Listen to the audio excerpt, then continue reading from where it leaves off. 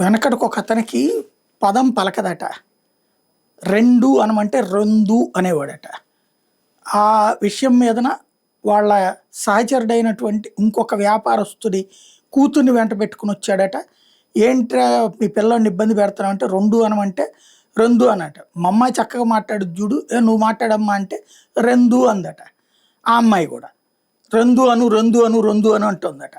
చివరికి ఇద్దరిది చూసిన తర్వాత దొందు దొందే అన్నటువంటి సామెత వచ్చింది. రెండు అనే పదంలో రెండు అంటున్నారు కాబట్టి ఇద్దరు దొందు దొందే అన్నట్టు. ఇది ఎందుకు చెప్పాల్సి వచ్చిందంటే, సనాతన ధర్మాన్ని నాశనం చెయ్యాలని బహిరంగంగా పిలుపులు ఇచ్చేటటువంటి స్టాలిన్ కొడుకు ఉదయనిధి స్టాలిన్, అదే సందర్భంలో దాన్ని తిప్పికొట్టేందుకు ఉద్యమించినటువంటి భారతీయ జనతా పార్టీ ఫలితాన్ని తను సొంతం చేసుకున్నటువంటి విజయ్ పార్టీ.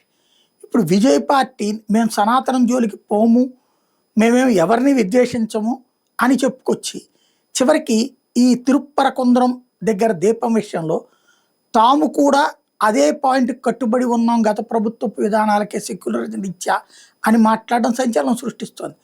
అది కూడా ఎవరో ఆషామాషి గన్నాయిగాడు కాదు. తాజాగా ఎవరైతే తమిళనాడు మంత్రి మంత్రివర్గంలోని మంత్రి నిర్మల్ కుమార్ ఇదే విషయాన్ని చెప్పుకొచ్చారు. తిరుపరకుంద్రం పైన దీపం వెలిగించడం అన్నటువంటి దాన్ని మేము అంగీకరించబు అని.